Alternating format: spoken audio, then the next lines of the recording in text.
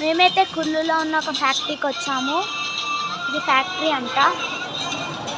ఇదైతే Himalayan garlic అంట.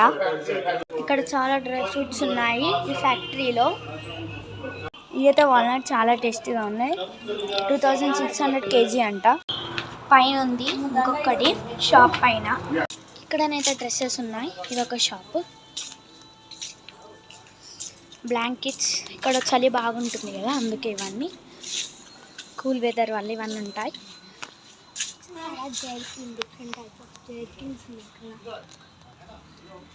ఇక్కడ కూడా జర్కిన్స్ ఉన్నాయి. ఇంకా క్లోత్స్, బ్లాంకెట్స్.